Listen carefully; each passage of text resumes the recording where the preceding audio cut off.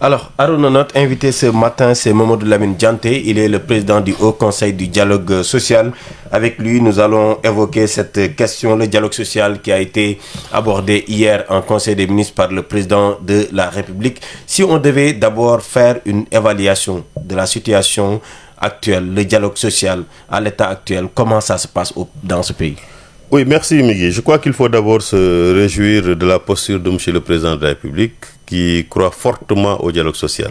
Parce qu'il considère que, conformément à la Charte nationale sur le dialogue social qui a été signée en novembre 2002, il faut changer les paradigmes dans le secteur du travail, dans le monde du travail. On sait que souvent ce n'est pas à l'abri de conflits ou de tensions, mais toujours ça finit autour d'une table. La Charte nationale avait préconisé de changer de paradigme, de mettre en avant le dialogue social afin de prévenir tout conflit dans le monde du travail.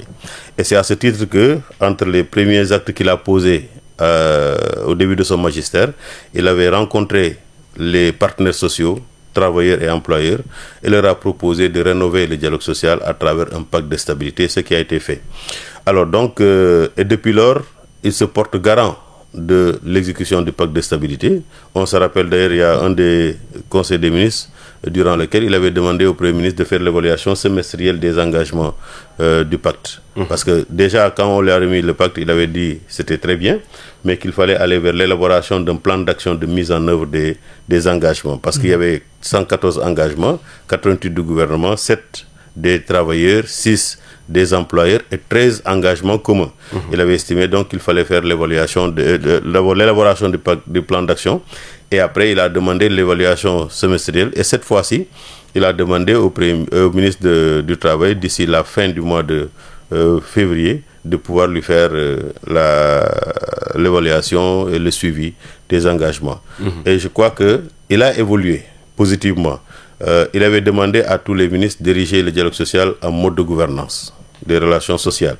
Mais aujourd'hui, hier, il est allé beaucoup plus loin en disant que c'est une exigence dans la mise en œuvre des politiques publiques sectorielles. Donc, chaque ministère, dans son secteur, il a une feuille de route, il a des politiques publiques à mettre en œuvre, et s'il veut que cela puisse être réalisé, il faudrait qu'il érige le dialogue social en mode de gouvernance. Et je crois que c'est la 3e fois qu'il appelle les ministres à aller vers la mise en place de comités de dialogue social sectoriel. Aujourd'hui, le Haut Conseil de dialogue social, déjà quand il l'avait dit la dernière fois, le Haut Conseil avait adressé un courrier à l'ensemble des ministres pour le dire, conformément aux directives du Monsieur le Président de la République, le Haut Conseil est disposé à vous accompagner relativement à ses prérogatives.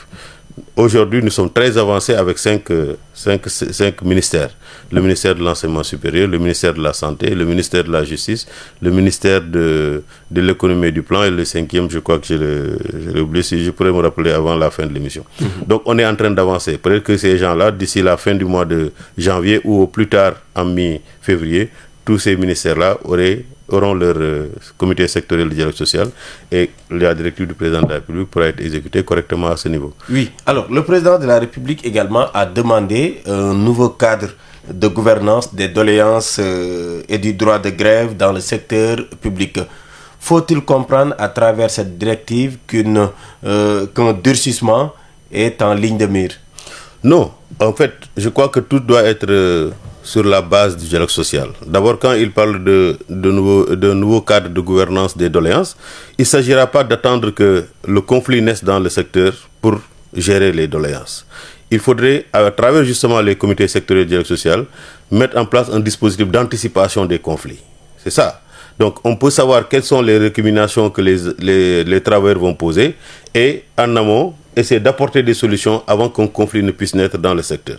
Je crois que c'est un peu par rapport à ça. Maintenant, par rapport au droit de grève, c'est un droit qui est consacré par la Constitution, c'est un droit qui est consacré par les conventions internationales ratifiées par le Sénégal. Donc, le Sénégal tient comme à la prunelle de ses yeux à ce droit-là. Mais un droit n'est pas délié de conséquences. Il faut que ce droit-là soit encadré. Même aujourd'hui, Monsieur le Président de la République, ayant la confiance des Sénégalais, ne peut pas tout se permettre. Il y a toujours un cadre dans lequel il doit évoluer, il doit exercer ses prérogatives. C'est la même chose pour le droit de grève. Par exemple, vous ne pouvez pas aller en grève sans prévenir au préalable l'employeur que vous risquez d'aller en grève. C'est ça le préavis de grève.